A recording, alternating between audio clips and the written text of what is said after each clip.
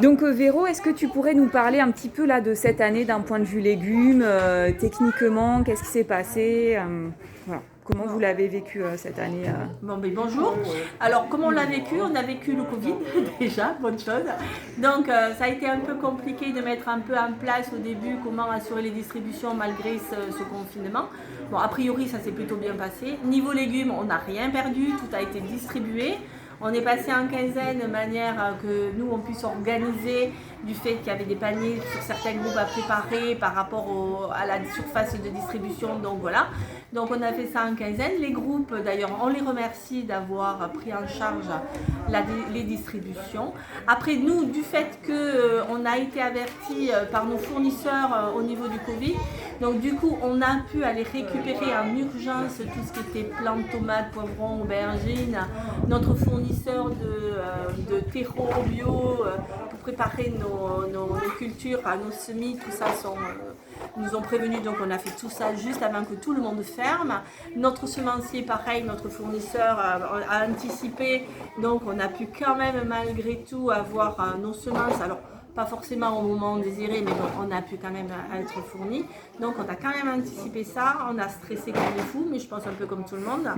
Donc, voilà. Et le fait du Covid, ce qui m'a apporté à moi perso, eh bien, j'ai pu m'occuper super bien de mes tomates. Ce qui fait qu'aujourd'hui, on a eu de super rendements au niveau de tomates. Non seulement le fait qu'elles soient dans une nouvelle serre, mais le fait qu'elles aient été plantées en temps, en heure. Et puis moi, j'ai pu faire le suivi de culture étant donné que je ne faisais pas de distribution. Donc voilà, donc du matin au soir, j'étais enfermée dans mes tomates. Du fait aussi du Covid, au départ, on a eu Dorian qui a été en contact avec une personne qui avait eu le Covid et donc du coup les 15 jours il a été en quatorzaine, là, en quarantaine, là on l'a mis. Donc du coup un peu de stress pour nous, sachant si on avait été contaminé ou pas, donc on a un peu barjoté dessus, mais bon, donc finalement rien. Donc du coup il a réintégré l'équipe. Donc complication quand même parce qu'il faut respecter la distanciation. Donc on était chacun sur nos cultures, notamment Jordan, lui il était sur ce qui était aubergine, poivron. Dorian était sur poivron, concombre, mais sur le poivron ils étaient pas en même temps sur les cultures, ou alors un à une serre, au bout d'une serre, l'autre à l'autre bout. Donc voilà, ça a quand même été assez compliqué par rapport à ça. Toutes ces consignes, mais bon, ça, je pense que tout le monde a été impacté là-dessus. Donc, mais malgré ça, quand même, bon, on a bien mené à bien nos cultures. Donc, les rendements, quand même, sont au rendez-vous cette année. Les cultures d'hiver se présentent très bien. Là, on est en train de mettre en place, on a fait tout ce qui est semis, et là, on va commencer les plantations pour ce qui est du légume d'automne, puisque ça se plante maintenant. Donc, du coup, là, on a recommencé à faire des semis de salade, tout ce qui est fenouil, épinards, blettes, enfin tous ces produits-là. Qu'est-ce qu'on a fait? On a fait un semis de coriandre, on va voir si ça fonctionne bien cette année aussi. Donc voilà, pour les cultures, il n'y a pas de souci de ce côté-là. Pour le moment, tout se passe bien. Bon, après la météo, bon, elle a été un peu chaude là ces derniers jours, donc ça va quand même impacter un peu les rendements sur la fin d'automne, parce que tout ce qui est aubergines, concombres, courgettes, même tomates, tout ce qui démarre par une fleur, donc les premiers pollens là, avec les grosses températures, alors c'est même pas une histoire d'irrigation, hein, c'est que les pollens sèchent, donc il n'y a pas de butinage, donc pas de fécondation, donc pas de fruits, une baisse sur les rendements. Mais bon, ça c'est un peu récurrent sur l'année dernière, c'était pareil, et là c'est pareil cette année, mais je pense que ça sera maintenant plus courant. Donc, ce qui veut dire que la saison d'été, elle sera certainement raccourcie sur certains produits. Bon, après, à nous, du coup, nous, on réfléchit sur de nouveaux plannings pour justement éviter, arriver à récupérer un peu. En fait, on passera certainement sur des légumes d'automne un peu plus tôt. Donc, dans la mesure où les températures permettront de faire les plantations. Donc voilà. Mais après, bon voilà, l'année globalement, niveau culture, pour moi jusqu'à aujourd'hui, je suis plutôt satisfaite de notre résultat. C'est ce que aussi remonte des Amapiens. Hein. Ils étaient très contents des paniers, même ils les ont trouvés même super gros. Ouais, mais là, on se régale. Là, non, là, c'est vrai que sur cette période-là, dommage pour ceux qui étaient en vacances. Mais les autres se sont bien régalés. Ouais, mais ceux qui ont récupéré les paniers justement pour pouvoir cuisiner cette année et tout, franchement, je pense que là, tout le monde est satisfait. Ouais. Donc voilà. Donc après, le côté économique de la ferme, on n'a pas eu le nombre de paniers dès le départ. Donc là sur cette dernière saison, c'est-à-dire à partir de mi-juillet, on a démarré mi-juillet, début août, on a intégré quelques nouveaux adhérents pour essayer d'arriver un peu à pallier à ce problème. Mais on sait que l'année, elle ne va pas se terminer super bien. On a quand même gardé le nombre de personnel.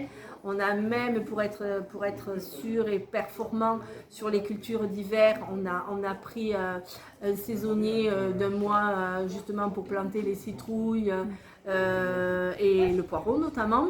Donc du coup, qui était un professeur de Corentin qui est en projet d'installation, donc il est venu se former à la maison. Donc c'est un professeur d'agronomie, donc voilà. Donc ça s'est super bien passé et du coup ça nous a permis aussi de pouvoir récolter. Et du coup, Corentin n'a pas été du tout sur la récolte, ou très très peu, et il s'est consacré uniquement sur les cultures du pêche, qui gère super bien. C'est lui qui fait tout ce qui est irrigation, plantation, ulinage, avec un petit peu à l'air. Et donc voilà, là de ce côté-là, il n'y a pas de problème pour le moment. Donc voilà, maintenant on va mettre en place tout ce qui est en serre, maintenant les légumes d'automne. Voilà. Donc on va voir pour les renouvellements comment ça se passe pour l'année 2021. Donc je pense qu'il va y avoir certainement un petit sondage qui va être mis en place, à savoir pour les personnes qui vont renouveler, pas renouveler. Oui, comme je te disais, là, nous, donc on devra envoyer la semaine prochaine ou plus tard la semaine d'après, effectivement, un fichier classique avec le nom de l'ensemble des Amapiens pour qu'on puisse déjà avoir une idée de qui renouvellera l'année prochaine. Voilà. Et puis que nous, au niveau du COPIL, on puisse lancer des actions aussi d'essaimage et en fonction, cibler la quantité de paniers qui seraient récupérés. Mais je pense qu'en fait, il y a eu quand même, avec le Covid, il y a quand même une prise de conscience quand même au niveau du manger local. Ouais. Donc moi, pendant le Covid, j'ai plein de personnes qui m'ont appelé, qui auraient voulu avoir les paniers au moment. Moi j'ai dit que non, parce que donc, la MAP, on contractualise et on ne vient pas quand on a envie de chercher son panier, c'est vrai. Et j'ai eu quand même quelques retours de personnes qui se sont inscrites.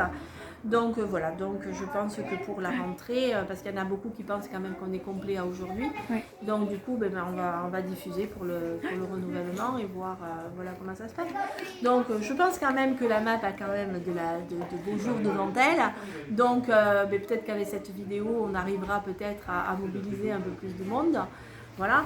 Et après, peut-être que certains qui sont en demi-panier puissent franchir le cap et de passer sur des paniers entiers, pourquoi pas. Et on a aussi la possibilité, donc pour certains, de faire d'être sur un demi-panier et tous les 15 jours d'être sur un panier entier. Donc, comme on a fait sur 3 quarts de panier, on l'a fait sur quelques personnes. Voilà. Et c'est vrai que ça permet aussi, avant de faire vraiment le pas du panier entier, d'avoir quelque chose d'intermédiaire pour aussi tester. Donc ça, c'est aussi possible. Il faut qu'on le sache à l'avance et pour trouver des personnes en fait pour faire un binôme et s'assurer qu'il y ait toujours le même nombre de paniers qui soient amenés par jour. Donc voilà. Donc perspective de 2021, avoir le nombre de paniers dès le démarrage. Oui. Moi j'y crois. Donc je pense que franchement, je sais pas, il y a quand même un nouveau regain de mobilisation au niveau des AMAP. Qui avait baissé un peu partout, moi je l'ai entendu sur d'autres groupes. Et donc voilà, on croise les doigts pour 2021. Et sur 2021, le projet c'est carrément l'installation de Corentin. Voilà. Mais là on vous en dira un peu plus dans quelques temps. Voilà. Ça marche. Eh bien, écoute, merci beaucoup Véro. C'est moi qui vous remercie à tous. Ces informations. Et il faut espérer que ce Covid, ça s'arrête rapidement et qu'on puisse redémarrer une vie entre guillemets normale. Ça peut être sympa. C'est sûr. Mais merci encore. Merci Véro. Merci à vous tous.